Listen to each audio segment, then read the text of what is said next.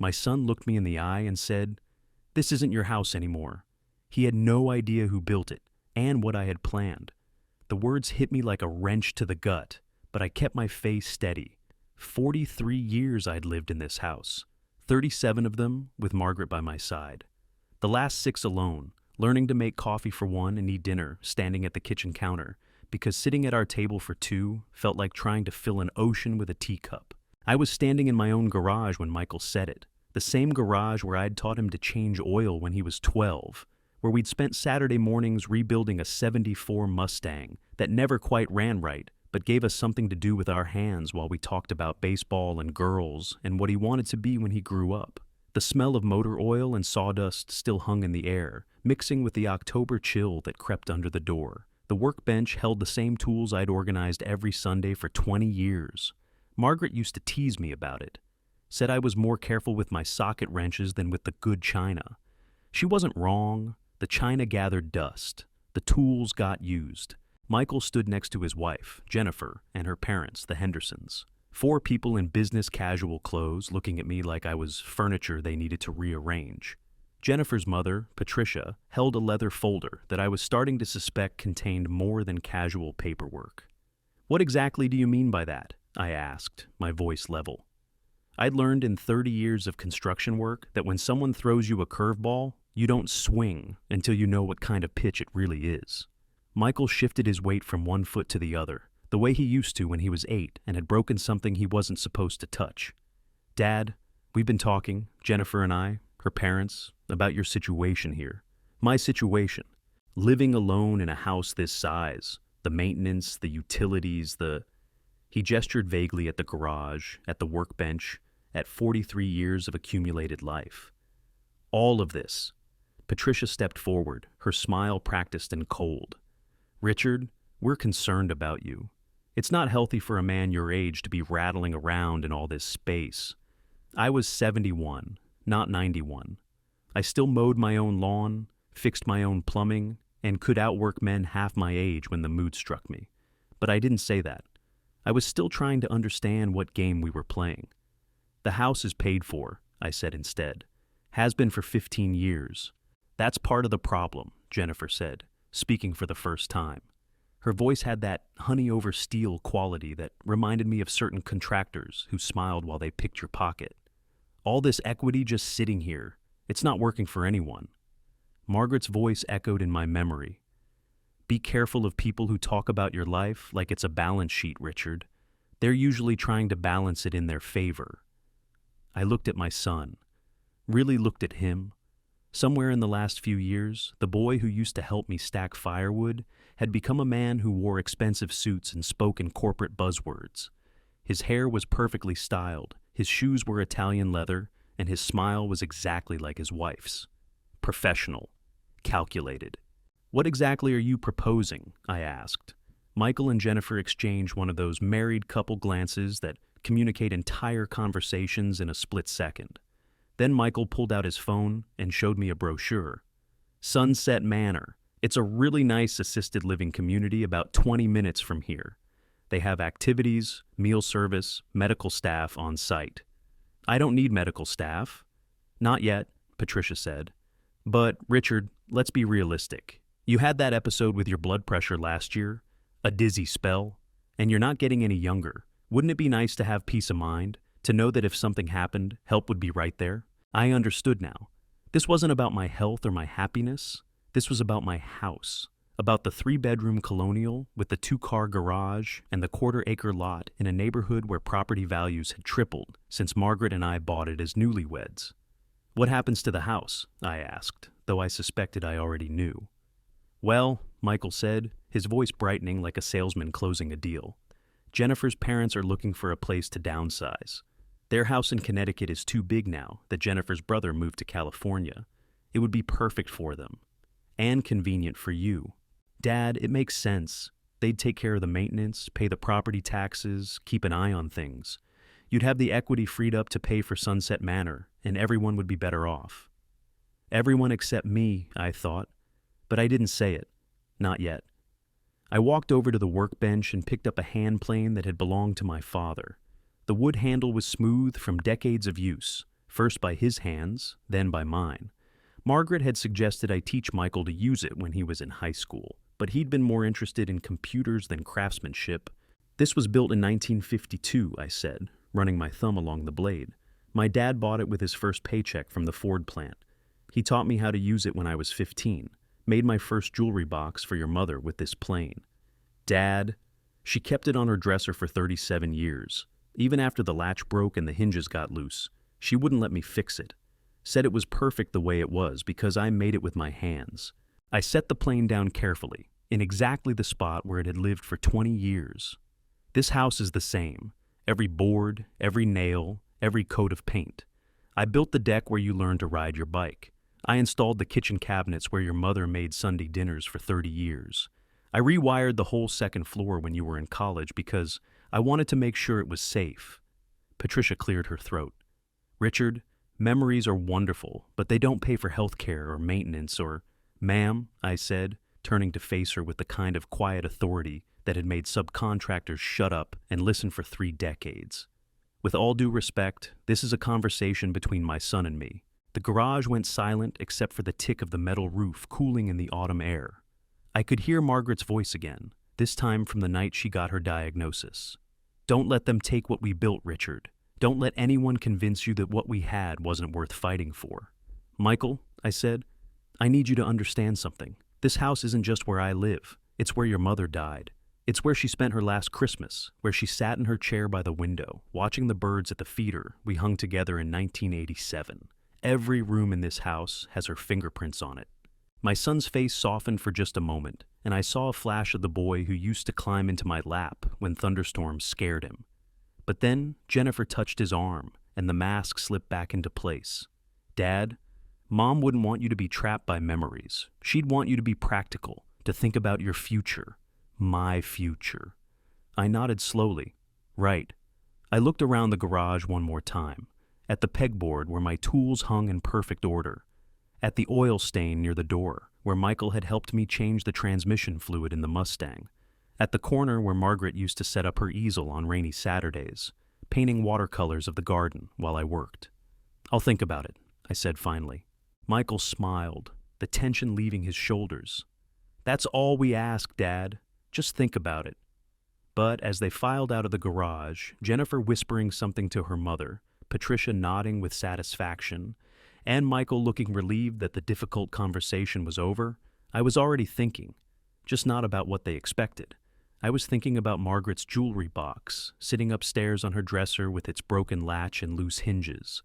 Perfect the way it was, because it was made with love, not because someone else thought it needed to be fixed. I was thinking about the letter she'd written me during her last week, the one I'd found tucked inside her recipe box after the funeral, the one that ended with, "Fight for what matters, Richard. Fight for what we built together. Don't let anyone convince you it's not worth having." And I was thinking about something Michael had said that didn't quite sit right. He'd mentioned my episode with blood pressure, but I'd never told him about that dizzy spell. The only people who knew were Margaret's doctor and the nurse at the emergency room. Someone had been asking questions about my health. Someone had been planning this conversation for a while. As I locked the garage and headed toward the house, I caught sight of Jennifer through the kitchen window. She was on her phone, talking animatedly to someone, her free hand gesturing as if she was describing something. When she saw me watching, she turned away quickly and lowered her voice. Inside, the house felt different. Not empty the way it had for the past 6 years, but exposed. Like someone had been going through my medicine cabinet while I wasn't looking, which I was starting to suspect someone had.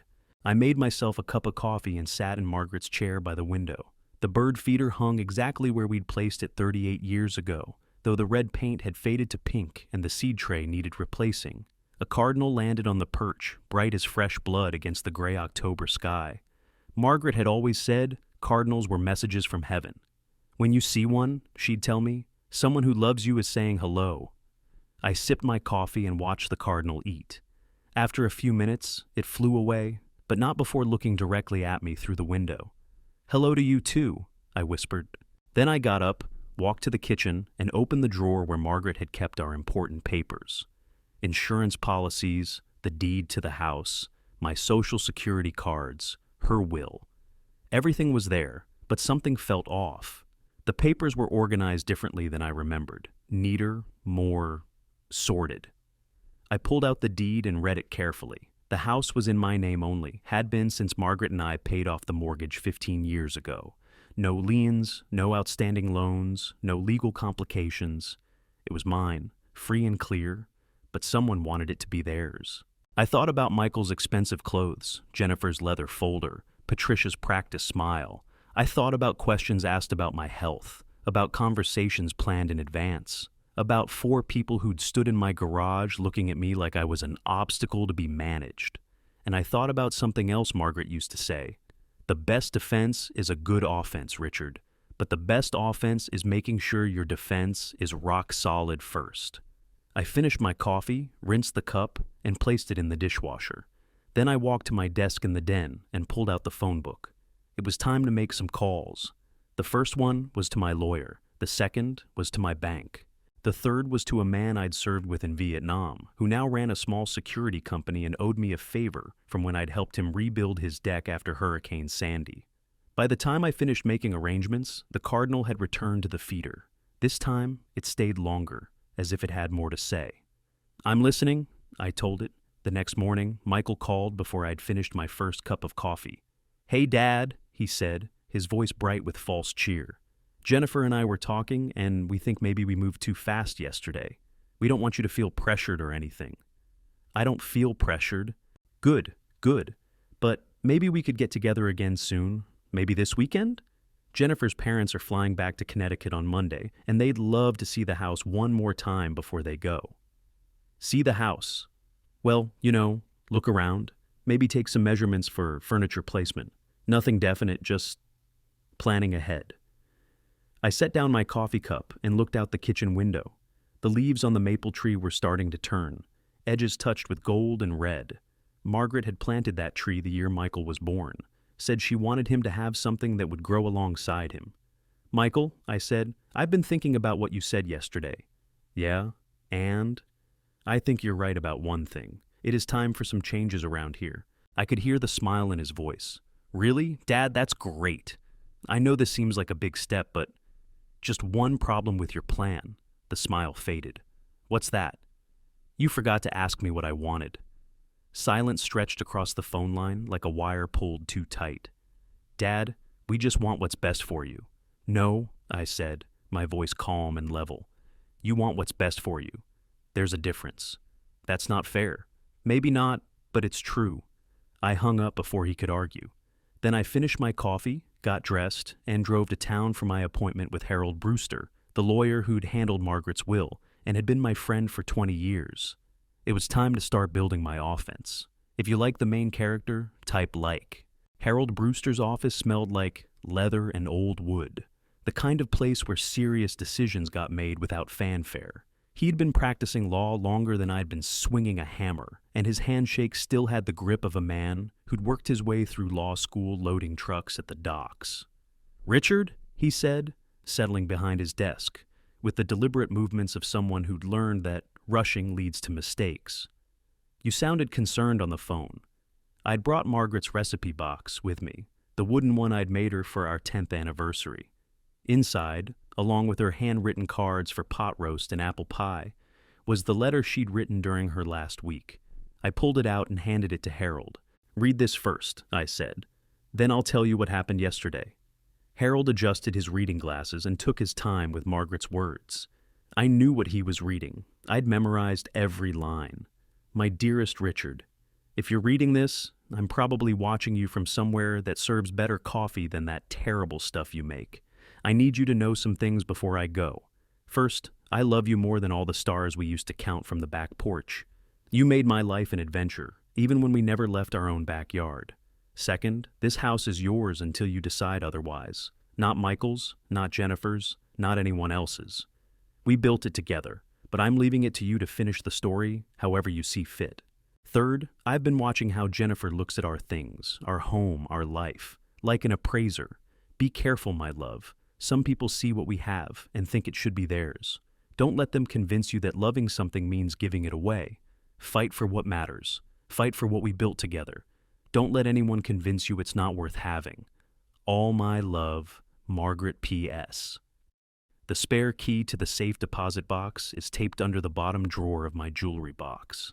Box 247. You'll need what's inside. Harold folded the letter carefully and set it on his desk. She was a wise woman, your Margaret. She was. I leaned forward. Yesterday, my son informed me that I need to move to assisted living so his in-laws can move into my house. Harold's eyebrows climbed toward his hairline. Informed you? That's the word I'd use. It wasn't a suggestion. I told him about the garage conversation, about the leather folder, about Michael's expensive clothes and Jennifer's honey-over-steel voice, about Patricia's practiced smile, and the way they'd all looked at me like furniture that needed rearranging. And you suspect they've been planning this for some time, Harold said when I finished. Someone's been asking questions about my health. Michael knew about a dizzy spell I had 6 months ago. I never told him about it. Harold made notes on a yellow legal pad, his pen scratching softly across the paper. Richard, I need to ask you something, and I want you to think carefully before you answer. Have you signed anything lately? Any documents that Michael or Jennifer might have brought by? Maybe something they described as updating your insurance or simplifying your finances? The question hit me like cold water. No, but I thought about the papers in the kitchen drawer, how they'd been organized differently than I remembered. Someone's been in my house, going through my documents. How do you know? 43 years of living somewhere. You know when things have been moved. Margaret's filing system was chaos to most people, but it made sense to us. Someone cleaned it up. Harold set down his pen. We need to secure your assets immediately. If they have copies of your documents, they might be planning something more aggressive than a family meeting in your garage. The next 2 hours passed in a blur of legal terminology and protective measures. Harold explained revocable living trusts, transfer on death deeds, durable powers of attorney, and something called a no-contest clause that made my head spin. But the bottom line was simple. My house, my money, my decisions. What about the safe deposit box? Harold asked as we wrapped up. I'd almost forgotten. Margaret mentioned it in her letter, box 247. Let's go get it. Sometimes people leave surprises for exactly this kind of situation. The bank was a 10-minute drive, and the safe deposit box was in the basement vault behind steel doors that made me think of the bunkers I'd seen overseas. The key Margaret had hidden fit perfectly, and inside the narrow metal drawer was a manila envelope with my name written in her careful script. I opened it right there in the little privacy room they gave you. Inside were photographs, dozens of them.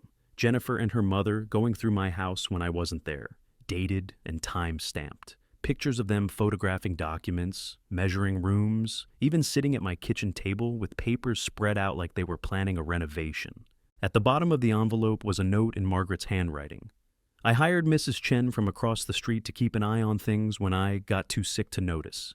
She's a retired photographer, very thorough. Harold whistled low when he saw the pictures. Margaret was playing chess while they were playing checkers. How long do you think this has been going on? Based on these dates, at least 8 months, maybe longer. He studied one of the photos, Jennifer holding what looked like my insurance policy. Richard, they weren't planning to ask your permission. They were planning to make it unnecessary. That evening, I sat in Margaret's chair by the window, watching the cardinal at the bird feeder. The photographs were spread on the coffee table like pieces of a puzzle I was finally starting to understand.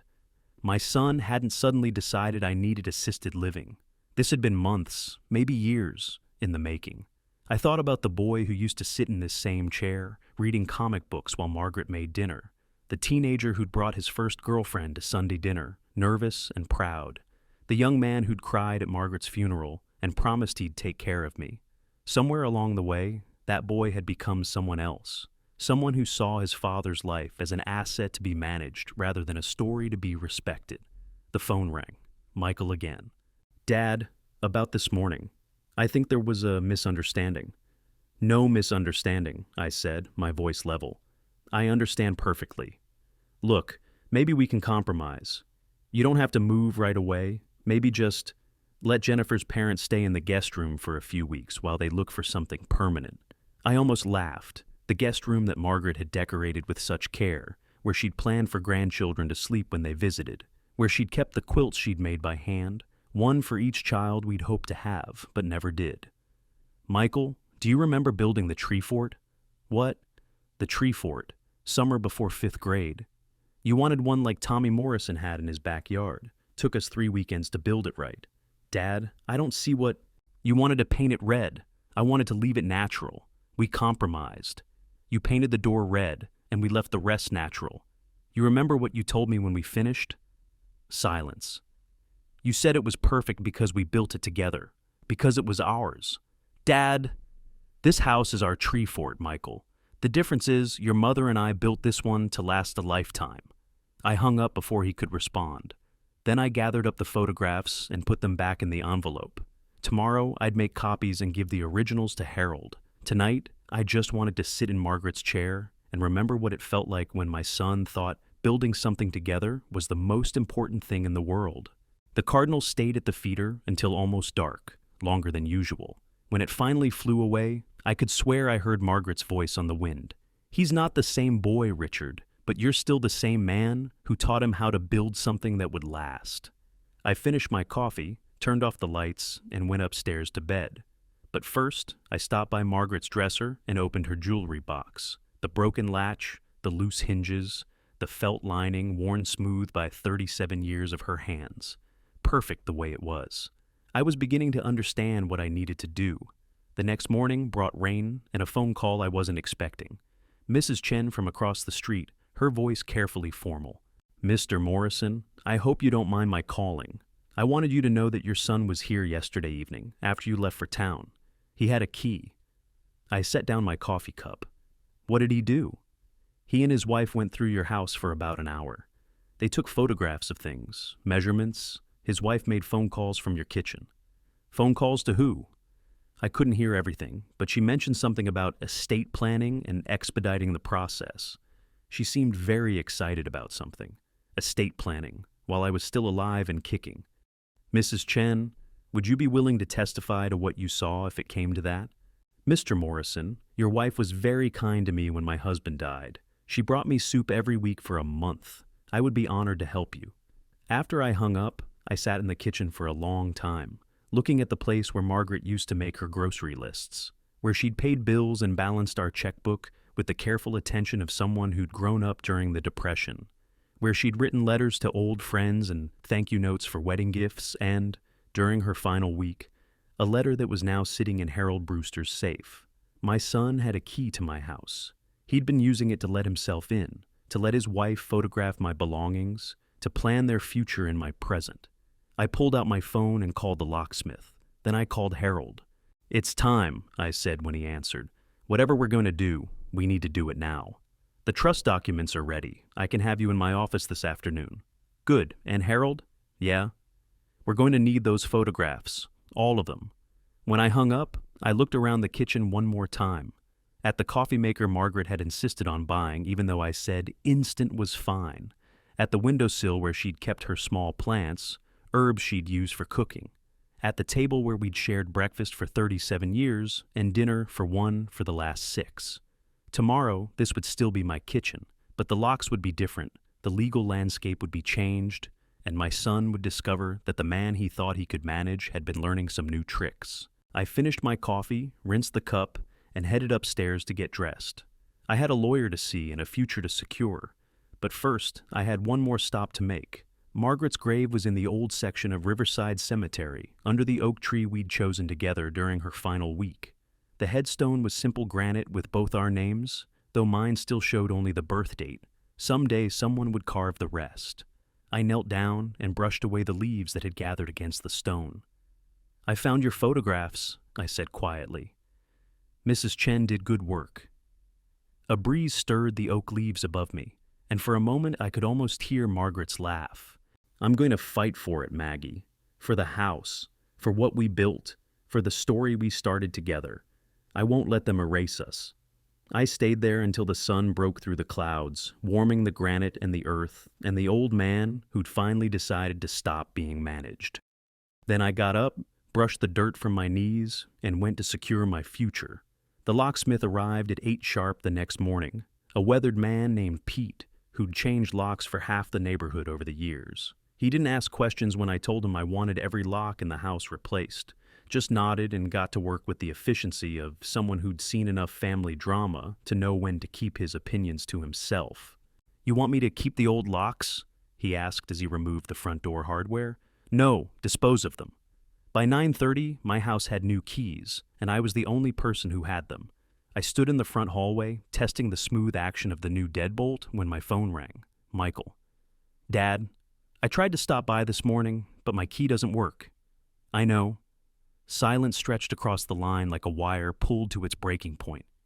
"You changed the locks." "I did." "Why would you do that?" I walked to the window and looked across the street. Mrs. Chen was watering her garden, moving slowly but deliberately among her flowers. A woman who understood the value of tending what was yours. "Because it's my house, Michael, and I decide who gets to come in." "Dad, this is crazy. We're family. Family asks permission. Family doesn't take measurements of your belongings when you're not home. Family doesn't make phone calls about estate planning while you're still alive to do your own planning." The silence this time was different, heavier. "I don't know what you think you heard, but I didn't hear anything, son. I saw photographs, dated photographs, of you and Jennifer going through my house like you were shopping for furniture. I could hear him breathing, the kind of rapid, shallow breaths that meant his mind was racing, trying to find an explanation that would stick. Dad, we were just trying to help, to understand what you might need if you decided to downsize, without asking me. We didn't want to worry you unnecessarily." I laughed, a sound with no humor in it. "You didn't want to give me a chance to say no." The conversation ended the way most of our recent conversations had ended, with Michael making promises he didn't mean, and me feeling like I was talking to a stranger who happened to share my last name. After I hung up, I drove to Harold's office for the second time in 3 days. The trust documents were ready, thick stacks of legal paper that would ensure my house stayed mine until I decided otherwise. But Harold had something else waiting for me. "Richard, I did some digging after our conversation yesterday. Your son has been busy." He slid a folder across his desk. Inside were copies of financial documents I'd never seen before, bank account applications with my name on them, investment account transfers that I'd never authorized, even a life insurance policy that listed Michael as the beneficiary and Jennifer as the secondary. "How is this possible?" I asked, my voice barely above a whisper. "Identity theft is easier than most people think, especially when the thief has access to your personal information, social security number, mother's maiden name, date of birth, things a son would naturally know about his father. I studied the documents, each one a small betrayal. What can we do about this? I've already contacted the banks and insurance companies. Everything will be frozen pending an investigation. But Richard, this goes way beyond a family disagreement about where you should live. This is fraud." The weight of it settled on my chest like a heavy blanket. My son hadn't just been planning to take my house. He'd been systematically stealing my identity, my financial security, my future. "There's more," Harold said gently. "I found applications for power of attorney that were submitted last month. The signatures don't match your handwriting." I stared at the forged documents, at my name written in handwriting that looked similar but wasn't quite right, like someone had practiced copying my signature but couldn't quite master the way I dotted my I's. "How long have they been planning this?" "Based on what I've found, at least a year, maybe longer." I thought about Margaret's letter, about her warning to be careful of people who looked at our life like appraisers. She'd seen this coming before I did, before anyone did. "What do you recommend?" Harold leaned back in his chair, studying me with the careful attention of a man who'd spent 40 years helping people make difficult decisions. "Legally, you have grounds for criminal charges: fraud, identity theft, attempted elder abuse. The district attorney would be very interested in this case. And, personally, that's not for me to say. But I will tell you this.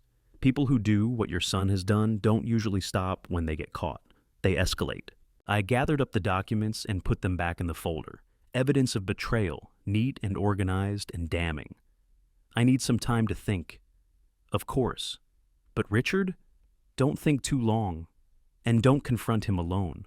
People who steal from their own family can be unpredictable when they're cornered." I drove home slowly, taking the long way through the neighborhoods where Margaret and I used to walk on Sunday afternoons. past the elementary school where Michael had played Little League, where I'd cheered from the bleachers every Saturday morning for 3 summers, past the ice cream shop where we'd taken him after every game, win or lose, because Margaret said celebrating effort was more important than celebrating outcomes. The boy I'd raised would never have forged my signature or stolen my identity, or planned to warehouse me in assisted living so he could take my house. But that boy was gone, replaced by someone I barely recognized. At home, I made myself a sandwich and ate it standing at the kitchen counter, looking out at the backyard where Margaret's garden was slowly surrendering to autumn. The tomato plants were brown and brittle, the flower beds mulched and ready for winter. Soon, snow would cover everything, and the garden would sleep until spring brought it back to life. If I was still here to see it. The thought surprised me. For the first time since Margaret died, I was genuinely uncertain about my future, not because I was old or sick or unable to care for myself, but because my own son was actively working to take my choices away from me. My phone buzzed with a text message. Jennifer. Richard, we need to talk. There's been a misunderstanding. Can we come over this evening? I stared at the message for a long time before responding. You can talk. I'll listen. 7 p.m. Should we bring dinner? No, this won't take long. I spent the afternoon preparing for a conversation I'd hoped never to have. I organized the photographs Mrs. Chen had taken, the financial documents Harold had discovered, the evidence of months of planning and deception. I arranged everything on the dining room table like pieces of evidence in a courtroom. At exactly 7 o'clock, they knocked on my front door. Michael, Jennifer, and her parents. 4 people who looked like they were going to a business meeting rather than a family discussion. I let them in but didn't offer coffee or small talk. Instead, I led them to the dining room and gestured to the chairs arranged around the table. Sit down, I said, my voice level and calm. We need to discuss some things. Jennifer's eyes went immediately to the photographs spread across the table. Her face went pale when she saw the one of herself, sitting in my kitchen with papers scattered in front of her. Dad, Michael started, but I held up my hand. I'll talk first. You'll listen. Then you can explain to me how a son steals from his father and calls it love. For the next 20 minutes, I laid out everything. The photographs, the forged documents, the fake accounts, the staged conversations about my health and safety. I spoke quietly, without anger, presenting facts the way I'd once presented project estimates to clients who needed to understand exactly what they were paying for. When I finished, the room was silent, except for the tick of the grandfather clock in the corner, the one Margaret had inherited from her mother, and insisted on winding every Sunday morning for 37 years. Patricia was the first to speak. Richard, I think you're misunderstanding. Mrs. Henderson, I said, cutting her off with the same quiet authority I'd used with difficult subcontractors. With all due respect, this is a conversation between my son and me. You're here because your daughter is involved, but you don't get to speak for him. I turned to Michael. Explain to me how forging my signature on power of attorney documents was supposed to help me. Michael's face had gone through several shades of pale during my presentation. Now, he looked like a man who'd been caught with his hand in the till and was trying to decide whether to confess or run. Dad, it's not what it looks like. What does it look like, son? It looks like... He swallowed hard. It looks like we were trying to steal from you. Because that's exactly what you were doing. Jennifer finally found her voice. Richard, we were trying to protect you, to make sure your assets were managed properly if something happened to your health. I looked at her with the kind of steady attention that made people uncomfortable. Whose idea was it to forge my signature? She glanced at Michael, then at her parents, then back at me. I don't know what you mean. I picked up one of the forged power of attorney documents and held it next to a grocery list I'd written the week before. The handwriting isn't even close. Whoever did this needs practice. The room fell silent again. Patricia shifted in her chair. Her husband studied his hands. Michael stared at the table like he was trying to memorize the wood grain. Finally, Jennifer spoke. It was my idea. Michael didn't want to do it, but I convinced him it was necessary. Why? Because you're stubborn. Because you won't listen to reason. Because someone needs to make sure you're taken care of. And if you won't do it yourself, someone has to do it for you. The honesty was almost refreshing. No more pretense about family concern or my best interests. Just the raw truth. They wanted my house, and they were willing to steal it. And the assisted living facility? You need supervision, Patricia said, speaking for the first time since I'd told her to be quiet. You're too old to be living alone in a house this size. Mrs. Henderson, I said, my voice still level, I'm 71 years old. I have no cognitive impairment, no mobility issues, and no medical conditions that prevent me from living independently. What I have is a house that your daughter wants, and a son who's forgotten the difference between love and theft. I stood up and walked to the window that looked out on Margaret's garden. The cardinal was there again, bright against the gray October sky. Here's what's going to happen, I said, without turning around. Tomorrow morning, I'm going to the police station to file charges for identity theft, fraud, and attempted elder abuse. The bank accounts and insurance policies will be closed. The forged documents will be turned over to the district attorney. Dad, please! I turned to face them. I'm not finished. You have until tomorrow morning to decide whether you want to fight this in court or whether you want to walk away and never contact me again. You can't be serious, Jennifer said, her voice rising for the first time. You'd send your own son to prison over a misunderstanding? It's not a misunderstanding. It's theft. And yes, I would send my own son to prison if that's what it takes to stop him from stealing from me. Michael finally looked up from the table. Dad, what if we promised to never do anything like this again? What if we just walked away? I studied his face, looking for some trace of the boy who used to help me stack firewood. Michael, do you remember what I taught you about building things? Dad, do you remember? He nodded reluctantly. Measure twice, cut once. That's right. And what else? The foundation has to be solid, or everything else falls apart. The foundation of a family is trust. You've spent months undermining that foundation. Even if I wanted to rebuild it, I don't think it's possible. I walked back to the table and gathered up the photographs and documents. You have until tomorrow morning to decide. Prison or exile. Those are your choices. They left without another word, filing out of my house like defeated soldiers. I watched from the window as they stood in my driveway for several minutes, having what looked like an intense discussion. Finally, they got in their cars and drove away. I sat in Margaret's chair by the window, watching the cardinal at the feeder. The house felt different now. Not empty, but cleaned, like a fever had broken. I thought about the boy who'd wanted to paint the tree fort red, who'd helped me rebuild a Mustang that never ran quite right, who'd cried at his mother's funeral and promised to take care of me. That boy was gone. He'd been replaced by a man who saw his father as an obstacle to be managed rather than a person to be loved. But I was still here, still in the house Margaret and I had built together, still surrounded by 43 years of memories that no one could steal or forge or diminish. The cardinal stayed at the feeder until almost dark, and when it finally flew away, I could swear I heard Margaret's voice on the wind. You did the right thing, Richard. You fought for what mattered. I finished my coffee, turned off the lights, and went upstairs to bed. Tomorrow would bring difficult conversations with police officers and prosecutors. Tonight, I just wanted to sleep in my own bed, in my own house, surrounded by my own choices. For the first time in months, I slept through the night. The next morning brought frost on the windows and a phone call at 6:30. Michael's voice was hoarse, like he'd been up all night. Dad, we need to talk before you go to the police. I'm listening. Can I come over? Just me. No Jennifer, no her parents, just father and son. I looked out at the cardinal feeding in the gray dawn light. You have 30 minutes. He arrived 20 minutes later, looking like he'd aged 5 years overnight. His expensive suit was wrinkled, his usually perfect hair uncombed. He sat across from me at the kitchen table where Margaret used to pay bills, where she'd written grocery lists and thank you notes and, in her final week, a letter that had saved me from my own family. I'm sorry, he said without preamble. Not sorry we got caught. Sorry we did it. Why? He stared at his hands for a long moment. Because I thought I was smarter than you. Because Jennifer convinced me you were too stubborn to accept help.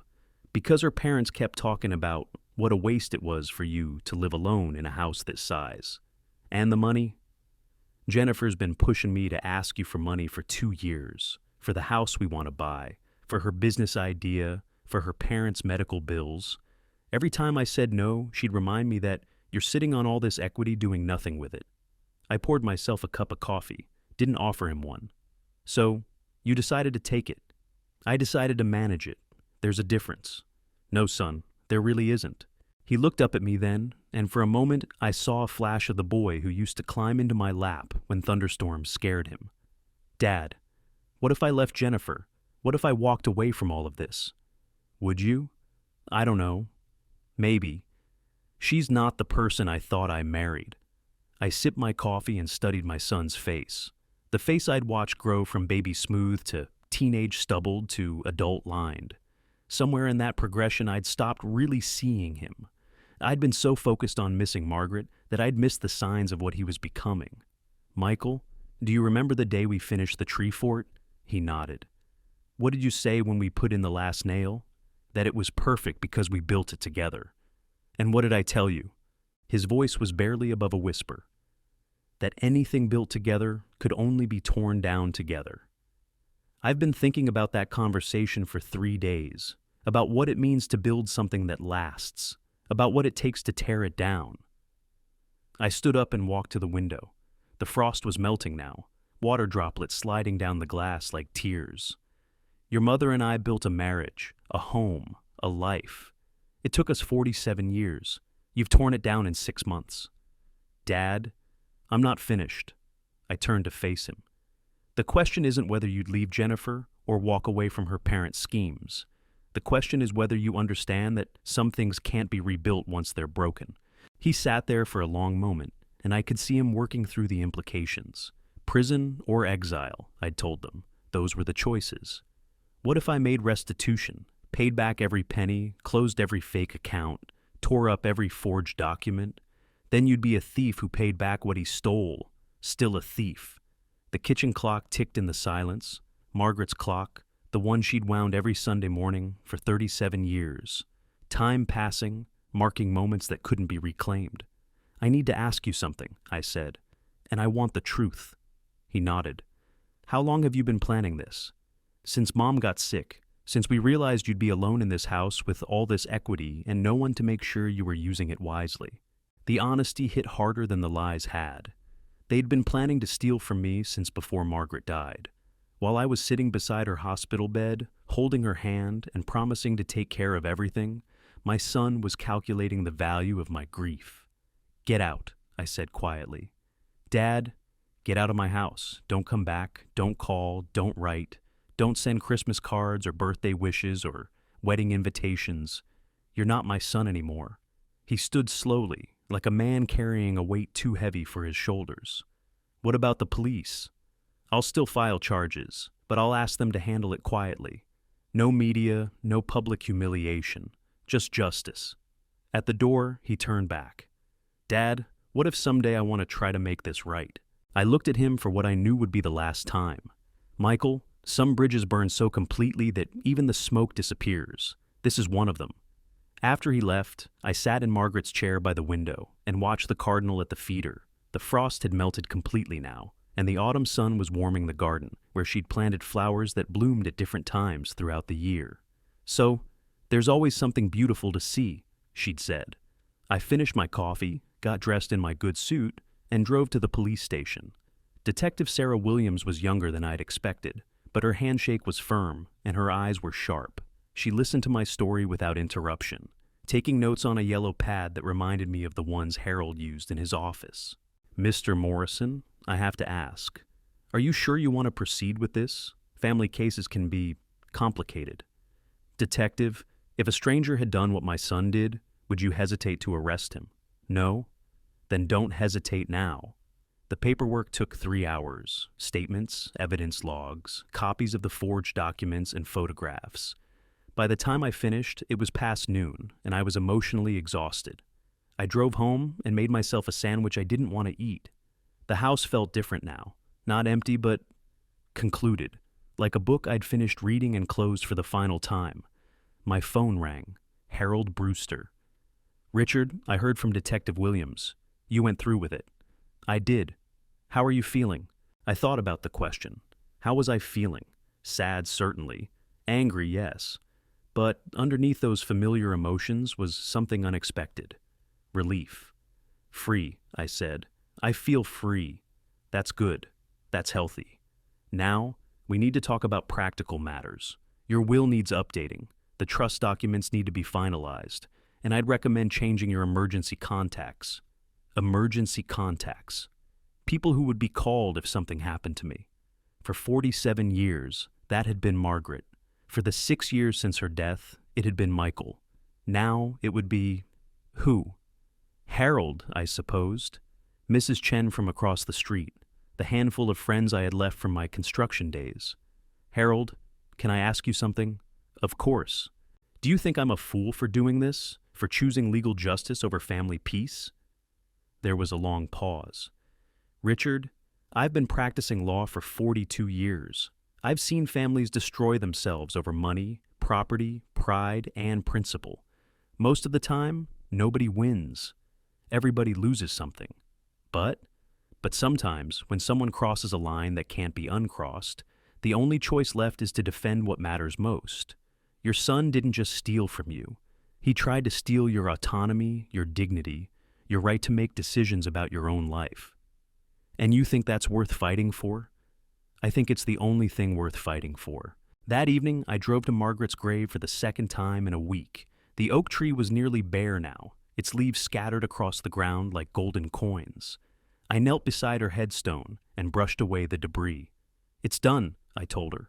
The charges are filed. The accounts are closed. The locks are changed. A breeze stirred the remaining leaves above me, and I could almost hear her voice. And how do you feel about it? Like I let you down, like I should have seen this coming sooner. Richard Morrison, her voice seemed to say, you stop that right now. You loved our son the way a father should love a son. What he became isn't your fault. I stayed there until the sun set, talking to Margaret the way I'd talked to her every evening for 47 years, telling her about my day, my worries, my plans for tomorrow. She'd always been a good listener. When I finally stood to leave, I felt lighter somehow. Not happy, but resolved. I'd made my choice, and I could live with it. The next few weeks passed quietly. Detective Williams called twice to update me on the investigation. The district attorney's office was building a case. Michael had hired a lawyer. Jennifer's parents had returned to Connecticut. Mrs. Chen stopped by with a casserole and stayed for coffee. We talked about her garden, about the weather, about the old neighborhood and how it was changing. She didn't mention the police cars that had been in my driveway, or the fact that Michael hadn't visited in weeks. Some things didn't need to be said out loud.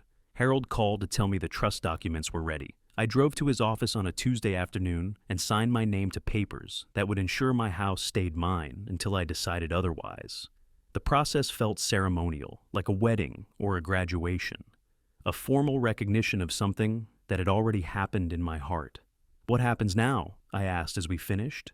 Now you live your life. You make your own decisions about your own future. You answer to no one but yourself. And if something happens to me, the house goes to the Veterans Administration, as you requested. Your remaining assets go to the charities you specified. Your son gets nothing. The finality of it should have felt harsh. Instead, it felt appropriate. Like a door closing on one chapter so another could begin. I drove home through neighborhoods where leaves were falling and jack-o'-lanterns were appearing on front porches. Halloween was coming, then Thanksgiving, then Christmas. The first holidays in my new life as a man with no family. At home, I sat in Margaret's chair and watched the cardinal at the feeder. It came later now that the days were shorter, but it still came. Faithful as sunrise, reliable as rain. My phone rang. A number I didn't recognize. Mr. Morrison, this is Janet from Sunset Manor. We understand you might be interested in touring our facility. No, I said, I'm not interested. Oh, well, perhaps at some point in the future. No, not now, not in the future. Please remove my name from your list. May I ask who referred you to us? My former son, but he no longer speaks for me. After I hung up, I made myself dinner and ate it at the kitchen table where Margaret and I had shared thousands of meals. The house was quiet around me, but it wasn't lonely. Loneliness, I was learning, wasn't about being alone. It was about being with people who didn't see you as fully human.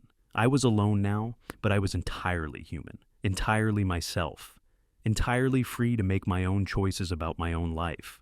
The cardinal stayed at the feeder until almost dark, and when it finally flew away, I raised my coffee cup in a small salute. Until tomorrow, I said to the empty air, because tomorrow would come, and I would meet it on my own terms, in my own house, surrounded by my own choices. It was enough, more than enough. It was everything. 3 months later, on a February morning, when snow covered Margaret's garden like a clean white sheet, I got a letter that changed everything I thought I knew about my son. It came with the regular mail, sandwiched between a utility bill and a catalog I'd never ordered. The envelope was plain white, no return address.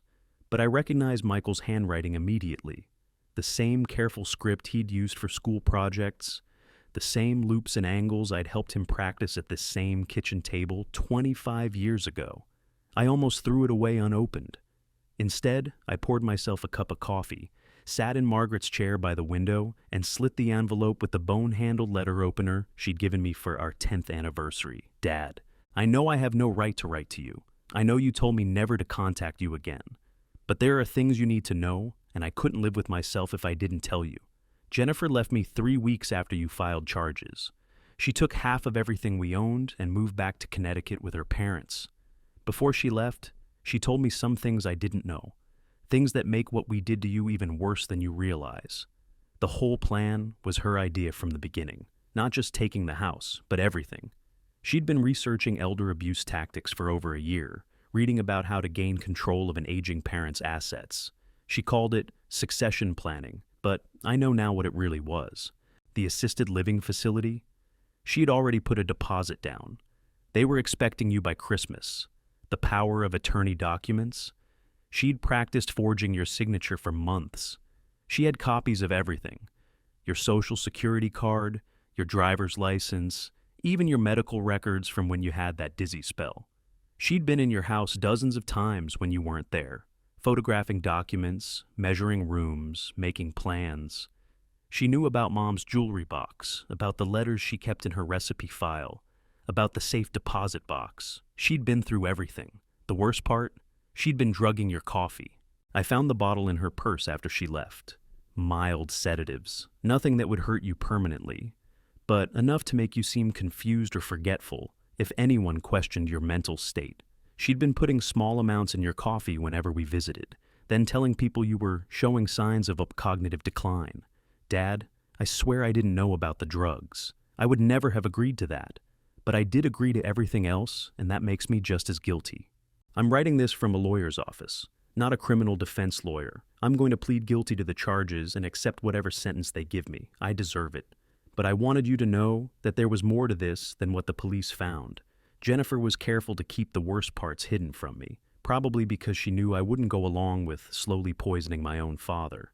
I've given all the evidence to my lawyer, who will pass it on to Detective Williams. The sedatives, the research she had done, the detailed plans she'd made, everything.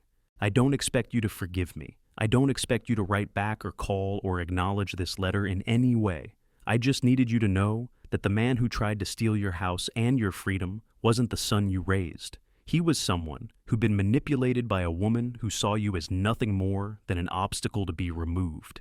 That's not an excuse. I should have been stronger. I should have seen what she was doing. I should have protected you instead of betraying you. I'm getting divorced. I'm selling the house Jennifer and I bought. I'm giving every penny I have to victims' rights organizations that help elderly people who've been abused by their families. It won't undo what I did, but it's something. I know you told me some bridges burn so completely that even the smoke disappears. You were right. But I wanted you to know that your son, the real one, the one you raised to build things that last, is sorry. Sorrier than words can say. I love you, Dad. I never stopped loving you, even when I stopped acting like it. Michael P.S. I found something else in Jennifer's things, a letter she wrote but never sent, addressed to Sunset Manor. She was planning to have you declared incompetent within 6 months. The letter details a plan to claim you were a danger to yourself and others due to advancing dementia. I've given this to the police as well. I read the letter 3 times before setting it down on the table beside my coffee cup. My hands were shaking, not from age or infirmity, but from rage so pure it made my vision blur. She'd been poisoning me. For months, every time they visited, every time Jennifer had insisted on making the coffee or bringing me a cup to be helpful, she'd been putting drugs in my system, making me foggy, making me seem older and more confused than I was. I thought about the dizzy spells I'd had last spring, the mornings when I'd felt strangely tired despite sleeping well, the afternoon when I'd forgotten Mrs. Chen's name for a moment and worried that I was developing the same dementia that had taken Margaret's mother. None of it had been natural aging. All of it had been Jennifer, systematically undermining my mental clarity so she could later claim I wasn't competent to make my own decisions. I stood up and walked to the window, looking out at the snow-covered garden where Margaret had planted flowers that bloomed in sequence throughout the growing season. "So there's always something beautiful to see," she'd said. Even in winter with everything dormant and white, there was beauty in the clean lines of the bare branches, the way the snow clung to the bird feeder where the cardinals still came every morning. Detective Williams arrived within an hour of my phone call. She sat at my kitchen table and listened while I read Michael's letter aloud, her face growing darker with each revelation. "Mr. Morrison, this changes everything. What your daughter-in-law was doing. This isn't financial fraud anymore. This is attempted elder abuse with intent to incapacitate. These are felony charges. What does that mean for Michael? If he's telling the truth about not knowing about the drugs, and if he cooperates fully with our investigation, the prosecutor might be willing to consider a plea agreement. He'll still do time, but not as much as he would have. And Jennifer? We'll issue a warrant. Connecticut authorities will pick her up, and we'll extradite her back here to face charges. Between the evidence your son provided and what we already had, we've got a solid case." After Detective Williams left, I called Harold Brewster. "Richard, this is extraordinary. I've seen elder abuse cases before, but the level of premeditation here, it's almost unprecedented. Harold, I need to ask you something. If Michael really didn't know about the drugs, if he was being manipulated as much as I was, does that change anything? Legally, not much. He still committed fraud and identity theft. But morally, that's for you to decide." That evening, I sat in Margaret's chair with Michael's letter in my lap, reading it again by lamplight. Outside, snow was falling steadily, covering the world in fresh white silence. I thought about the boy who'd wanted to paint the tree fort red, who'd helped me rebuild a Mustang that never quite ran right, who'd cried at his mother's funeral and promised to take care of me. I thought about the man who'd forged my signature and tried to steal my house. And I thought about the possibility that both of them were real, that good people could make terrible choices when they were being manipulated by someone who understood exactly which buttons to push. Margaret's voice seemed to whisper from the shadows. "What does your heart tell you, Richard?" My heart told me that some betrayals were so deep they couldn't be forgiven. But it also told me that love didn't disappear just because trust was broken. It got buried under hurt and anger and disappointment. But it didn't disappear.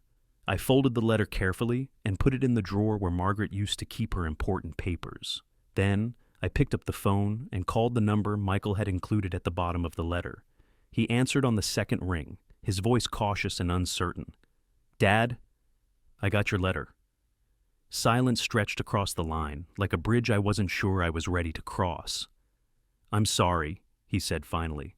"I'm so sorry." "I know you are. Does that matter?" I looked out at the snow falling in the lamplight, each flake unique and temporary and beautiful in its own way. "It matters," I said. "It doesn't fix anything, but it matters." "What happens now?" "Now you face the consequences of your choices. You serve your time, you rebuild your life, and you learn to live with what you did." "And us?" That was the question I'd been dreading and anticipating in equal measure. What about us? What about the relationship that had been broken so completely I'd thought it was beyond repair? "I don't know," I said honestly. "I know I can't trust you the way I used to. I know forgiveness isn't the same as forgetting. I know that some things, once broken, never work quite the same way again. But you're still my son. What Jennifer did doesn't excuse what you did, but it explains it. And maybe, someday, when enough time has passed and enough healing has happened, we can figure out what comes next." "I'd like that," he said, his voice thick with tears. "I'd like that more than anything." "Michael?" "Yeah?" "Don't call me again until your lawyer says it's okay. Don't write again until the case is settled, and don't make any promises about the future. Just focus on doing the right thing from now on." "I will, Dad, I promise." "Good. And Michael?" "Yeah?" "Your mother would be proud of you for telling the truth. It doesn't erase what happened, but it's a start. After I hung up, I sat in the quiet house and listened to the wind moving through the bare branches of the oak tree in the backyard. The same tree where I'd hung the bird feeder, where Margaret had liked to sit and read on summer afternoons, where the cardinal came every morning to remind me that some things endure despite everything that tries to break them. I thought about justice and mercy, about consequences and second chances, about the difference between forgiveness and reconciliation. I thought about the letter Margaret had left me, about fighting for what mattered and protecting what we'd built together. Most of all, I thought about the fact that protecting what we'd built didn't just mean keeping people out. Sometimes it meant figuring out how to let the right people back in. The cardinal would return in the morning. Spring would come eventually, bringing new growth to Margaret's garden. And someday, when enough time had passed and enough healing had happened, maybe my son would find his way back to the man I'd raised him to be. I couldn't promise it would happen. I couldn't even promise I wanted it to happen. But I could promise to leave the door unlocked just in case. Because that's what love does. It endures. It hopes. It leaves the light on and waits to see who comes home. The trial began on a Tuesday morning in April, when Margaret's garden was showing its first tentative signs of spring. I sat in the front row of the courtroom, wearing the navy suit I'd bought for her funeral, watching my son face the consequences of choices that had nearly destroyed us both. Jennifer sat at the defendant's table beside her lawyer, her blonde hair pulled back in a severe bun, her face a mask of controlled defiance. She'd fought extradition for 2 months before Connecticut authorities finally put her on a plane back to face charges. Elder abuse with intent to incapacitate, conspiracy to commit fraud, drugging with intent to harm. The charges read like something from a crime novel, not the story of a family dinner gone wrong. Michael sat 20 feet away at his own table, having opted for separate representation. His guilty plea had been entered weeks ago, but he'd agreed to testify against Jennifer in exchange for a reduced sentence.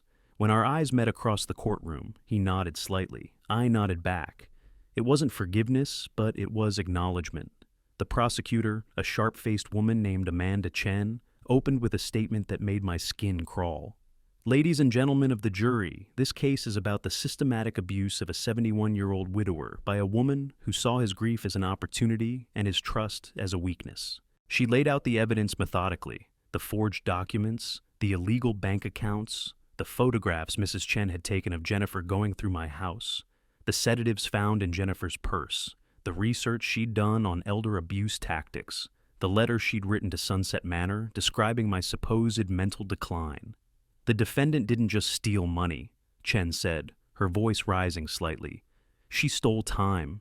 She stole dignity. She stole a father's relationship with his son by poisoning not just his coffee, but his ability to think clearly, to defend himself, to recognize what was happening to him. Jennifer's lawyer, a smooth-talking man named Davidson, countered with a different narrative. He painted Jennifer as a concerned daughter-in-law, trying to help an aging man who was too stubborn to accept assistance. He suggested that the sedatives were anti-anxiety medications Jennifer took herself, that their presence in her purse was coincidental. He implied that I was a bitter old man seeking revenge for a family disagreement.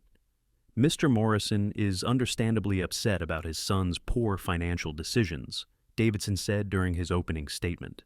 But that doesn't give him the right to destroy a young woman's life with false accusations and conspiracy theories. The first witness was Mrs. Chen, the retired photographer from across the street. She took the stand with quiet dignity, her gray hair neatly styled, her hands steady as she identified the photographs she'd taken over 8 months of surveillance. Mrs. Morrison asked me to keep an eye on things after she got sick, Mrs. Chen testified. She was worried about people taking advantage of Mr. Morrison while he was grieving. She gave me a camera and asked me to document anything unusual. The photographs were damning. Jennifer entering my house with a key when I wasn't home. Jennifer photographing my documents. Jennifer measuring my rooms with a tape measure. Jennifer making phone calls from my kitchen while gesturing excitedly. "Did you ever see Mr. Morrison give permission for these visits?" the prosecutor asked. "No. He was never home when they happened. They always waited until his truck was gone." Davidson cross-examined aggressively, suggesting that Mrs. Chen was a nosy neighbor with nothing better to do than spy on her neighbors. But she held firm, her voice never wavering. "I've lived across from the Morrisons for 15 years, she said. They were good neighbors. Good people. I wasn't spying. I was protecting. The second day brought medical testimony that made my stomach turn. Dr. Rachel Stern, a toxicologist from the state crime lab, explained how the sedatives found in Jennifer's purse worked. The small doses of this particular benzodiazepine, administered regularly over time, would cause confusion, memory problems, and what might appear to be cognitive decline in an elderly person, Dr. Stern testified. The victim would likely attribute these symptoms to normal aging, making detection extremely difficult. In your professional opinion, the prosecutor asked, would these symptoms be reversible once the drug was discontinued? Yes. Complete recovery would be expected within 2 to 3 weeks. I thought about the mental fog that had lifted gradually after Jennifer stopped visiting, how much sharper I'd felt in the weeks following Michael's arrest. I'd attributed it to stress relief, but now I understood it was something else entirely. My mind healing from months of chemical assault. Michael took the stand on the third day. He'd lost weight since his arrest, his expensive clothes replaced by a simple gray suit that hung loosely on his frame. He spoke quietly, clearly, without trying to minimize his role in what had happened. I knew the financial documents were fraudulent, he testified. I knew my father hadn't signed them. I knew we were stealing from him. Did you know about the sedatives? The prosecutor asked. No, I found out about those after Jennifer left me. She kept that part of the plan hidden from me. Why do you think she did that? Michael looked directly at me for the first time since taking the stand. Because she knew I wouldn't have gone along with it. Stealing money is one thing. Slowly poisoning your father is something else entirely. Davidson's cross-examination was brutal. He painted Michael as a liar, trying to save himself by throwing his ex-wife under the bus. He suggested that Michael had known about everything, and was now claiming ignorance to reduce his own sentence. Isn't it convenient, Mr. Morrison, that you only discovered your wife's secret plan after you were arrested? Davidson asked sarcastically. No, Michael said, his voice steady. It's not convenient at all. If I'd known what she was doing to my father, I would have stopped her. The fact that I didn't know doesn't make me less guilty of what I did do. It just makes me a fool as well as a thief. The answer seemed to take Davidson by surprise. He'd expected denial or deflection, not this quiet acceptance of responsibility. I took the stand on the fourth day. The prosecutor led me through my story, chronologically, from Margaret's death through the garage confrontation to the discovery of the forged documents. I spoke clearly, factually, without embellishment or emotion. Mr. Morrison, the prosecutor asked, how did you feel when you learned your coffee had been drugged? I looked at Jennifer, sitting at her table with the same practiced composure she'd shown in my garage 9 months ago. Violated, I said. Not just physically, but spiritually. Someone had been inside my mind, making me doubt my own judgment, my own memory, my own worth. Davidson's cross-examination focused on my relationship with Michael, suggesting that I was using the legal system to punish my son for disappointing me. Mr. Morrison, isn't it true that you've always been a controlling father? That you never approved of your son's wife? No, I said. I never tried to control my son's choices. I supported his marriage even when I had reservations about Jennifer's character. What reservations? I thought about Margaret's warnings, about the way Jennifer had looked at our possessions like an appraiser, about the subtle disrespect she'd shown for our life together. She looked at our home like it was already hers, I said. She talked about our possessions like they were wasted on us. She treated our marriage like it was quaint rather than meaningful. So you admit you disliked her? I admit I was wary of her. As it turned out, I should have been more wary. Jennifer took the stand on the 5th day, finally forced to defend herself directly. She was composed, articulate, and utterly unconvincing. She denied drugging my coffee, claiming the sedatives were for her own anxiety. She denied forging documents, suggesting that Michael had done it without her knowledge. She denied measuring my rooms, claiming she'd been admiring the craftsmanship. Mrs. Morrison, the prosecutor said during cross-examination, you researched elder abuse tactics for over a year. Can you explain why? I was concerned about Richard's mental state. I wanted to understand what we might be dealing with. And the letter you wrote to Sunset Manor, describing Mr. Morrison's advancing dementia, how do you explain that? I was being proactive, planning for future contingencies, planning to have him declared incompetent, planning to ensure he received appropriate care when the time came. Her answers were technically plausible, but emotionally hollow. She spoke about me like I was a problem to be managed rather than a person to be respected. Even her lawyer seemed uncomfortable with her testimony. The closing arguments came on a Friday afternoon. The prosecutor summarized the evidence systematically, building a case that was overwhelming in its completeness. Davidson made a last desperate attempt to create reasonable doubt, suggesting that the evidence was circumstantial and that Jennifer was being railroaded by a vindictive family. The jury deliberated for less than 3 hours, guilty on all counts. Jennifer's face didn't change when the verdict was read. She sat perfectly still, her hands folded in her lap, as if she were attending a business meeting rather than her own conviction. Only when the judge sentenced her to 8 years in state prison did she finally show emotion, a single tear sliding down her cheek.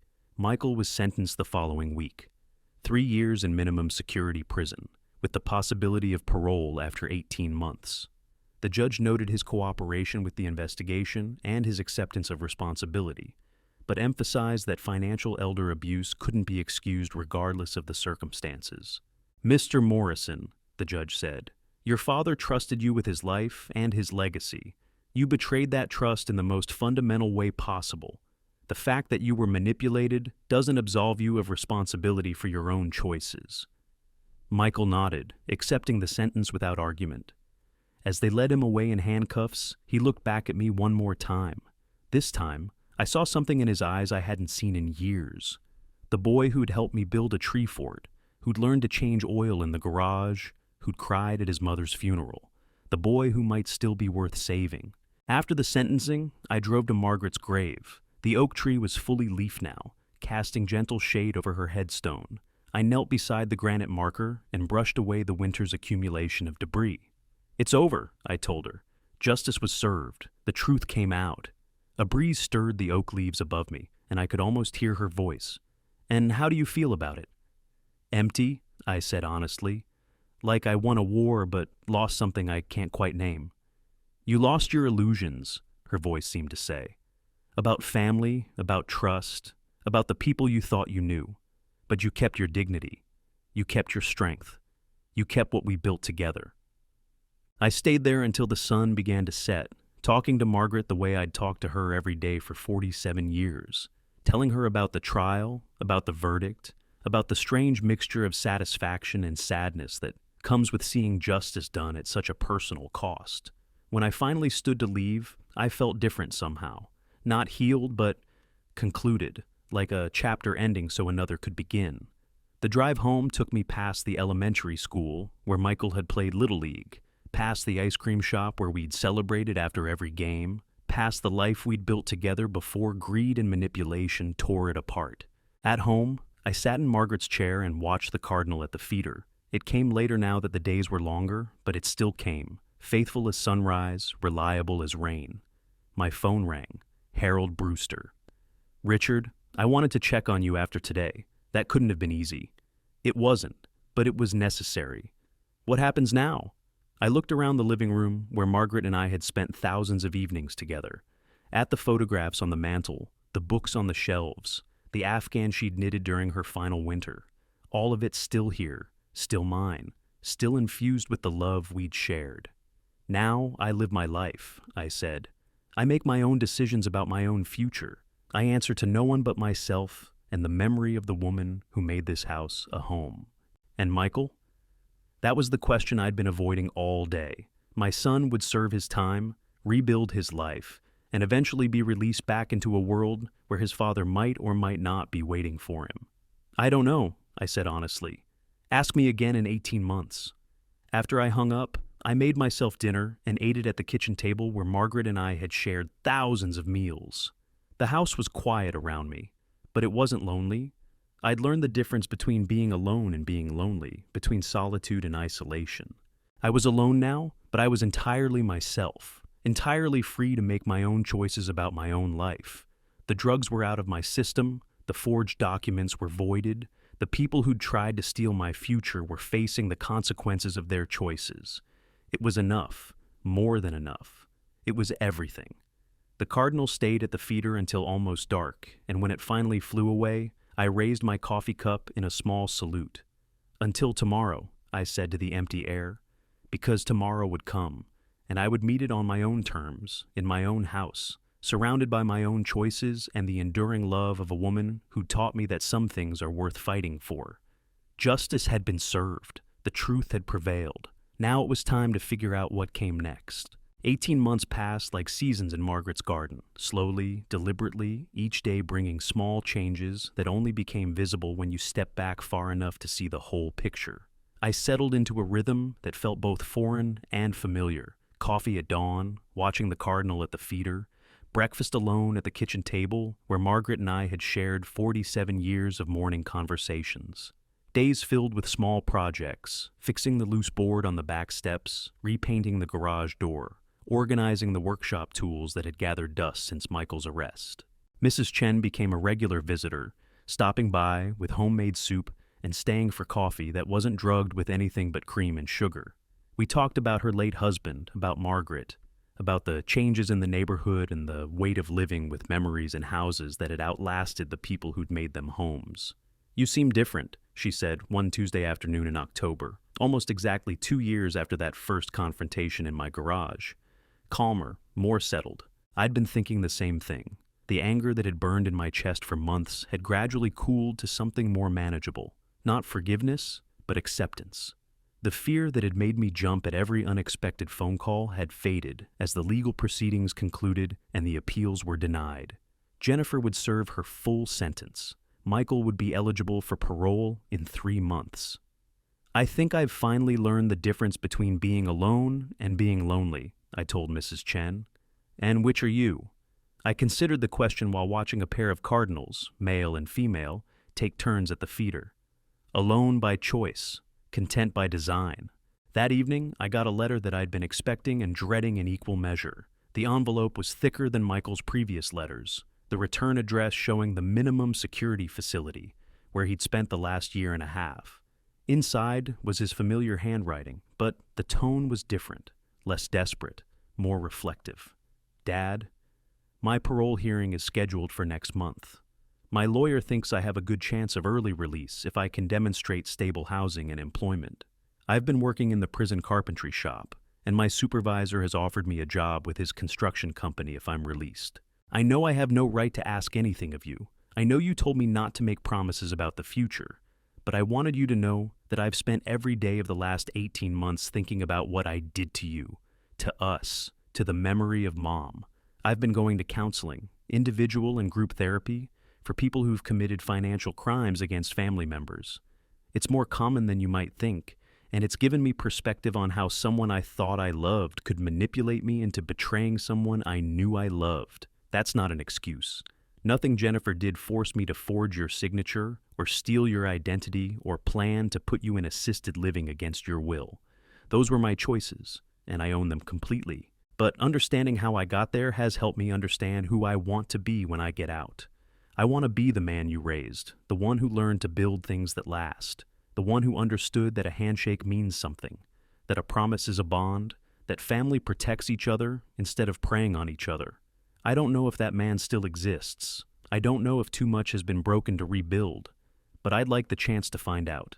I'm not asking you to visit or write back or make any commitments. I'm just asking you to know that your son, the real one, underneath all the damage and selfishness and stupidity, is still here, still fighting to become worthy of the name Morrison again. If I'm released, I plan to stay in the area, not to bother you or try to force a reconciliation, but because this is home, because Mom is buried here, and someday you will be too, and I want to be here to tend your graves and remember what you taught me about love and sacrifice and building things that last. I love you, Dad. I never stopped loving you, even when I stopped acting like it. Your son, Michael P.S. I've been reading about woodworking in the prison library. Did you know that some Japanese carpenters can repair broken wood without nails or glue? They use a technique called kintsugi, where they mend the breaks with gold, making the repaired piece more beautiful than the original. I don't know if relationships work the same way, but I hope so. I read the letter 3 times before setting it down on the table beside my coffee cup. Outside, snow was beginning to fall, the first snow of the season, dusting Margaret's dormant garden with a clean white promise of renewal. Michael would be released soon. He'd return to a world where his father might or might not be ready to see him, where the bridges he'd burned might or might not be rebuildable, where the man he'd been might or might not be redeemable. I thought about the boy who'd wanted to paint the tree fort red, who'd helped me rebuild a Mustang that never quite ran right, who'd stood beside me at Margaret's funeral and promised to take care of me. I thought about the man who'd forged my signature and drugged my coffee and planned to warehouse me so he could steal my house. And I thought about the possibility that both versions were real, that good people could make terrible choices and still find their way back to goodness. The phone rang. Harold Brewster. "Richard, I got a call from the parole board. Michael's hearing is scheduled for December 15th. They wanted to know if you plan to attend or submit a victim impact statement." "What would that entail?" "You could speak at the hearing about how his crimes affected you. You could recommend for or against parole, or you could submit a written statement and not attend."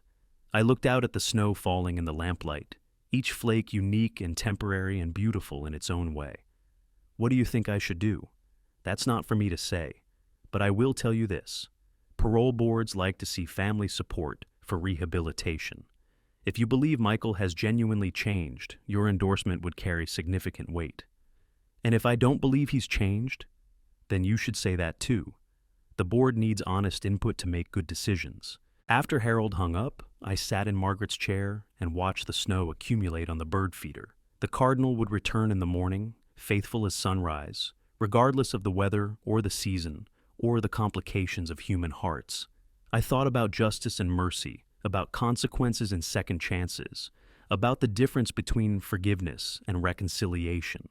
I thought about the letter Margaret had left me, about fighting for what mattered and protecting what we'd built together. Most of all, I thought about a Japanese woodworking technique that could make broken things more beautiful than they'd been before they were damaged. The next morning, I drove to the cemetery. Margaret's grave was covered with a thin layer of snow that made the granite headstone look like something from a Christmas card.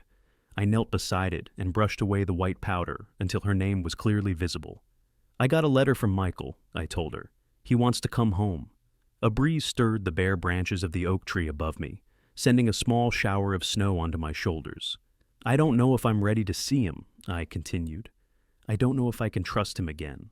I don't know if what we had can be repaired." The wind picked up slightly, and I could almost hear Margaret's voice. "What does your heart tell you, Richard?" My heart told me that some wounds never fully heal, but it also told me that love doesn't disappear just because trust is broken. It gets buried under hurt and anger and disappointment, but it doesn't disappear. "I miss him," I whispered to the snow-covered grave. "I miss my son, not the man who tried to steal from me, but the boy who used to help me stack firewood, the teenager who brought you wildflowers every Mother's Day, the young man who cried at your funeral."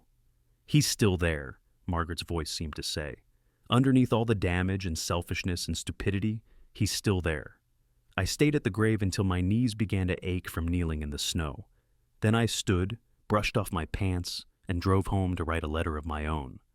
"Michael, I received your letter. I will attend your parole hearing, but not to speak for or against your release. I will attend to hear what you have to say, to judge for myself whether the man who walks out of that courtroom is the son I raised or the stranger who tried to steal my life. If you are released, you are welcome to visit this house once, not to ask for forgiveness or money or a return to the way things used to be, but to have an honest conversation about what might be possible going forward. I make no promises about reconciliation. I offer no guarantees about restored relationships. Some things, once broken, can never be fully repaired, but I am willing to listen. And if you have truly learned the lessons that prison was meant to teach you, that may be enough to begin whatever comes next. Your father, Richard Morrison, P.S. Your mother would want me to tell you that love is patient, love is kind, and love keeps no record of wrongs. She would also want me to tell you that love without boundaries is not love at all. It's enabling. If you want to earn your way back into this family, you'll do it by proving that you understand the difference. I mailed the letter the next day, then began the hardest wait of my life. Not the wait for justice, that had already been served. Not the wait for truth, that had already been revealed. This was the wait for redemption, for the possibility that broken things could indeed be made more beautiful than they had been before they were damaged. The cardinal returned to the feeder every morning, faithful as sunrise, reliable as rain. And every morning I raised my coffee cup in a small salute to the persistence of hope in a world that often seemed designed to crush it. December 15th was 3 weeks away. 3 weeks to decide whether I believed in second chances, whether I thought people could truly change, whether the love between a father and son could survive the kind of betrayal that had nearly destroyed us both. 3 weeks to decide whether I was ready to find out if broken hearts, like broken wood, could be mended with something precious enough to make them stronger than they had been before. The snow kept falling, covering the garden where Margaret had planted flowers that bloomed in sequence throughout the growing season. "So there's always something beautiful to see," she'd said, "even in winter, even in the darkest, coldest season, even when everything seemed broken beyond repair. Just one word. Do you feel happy or sad?"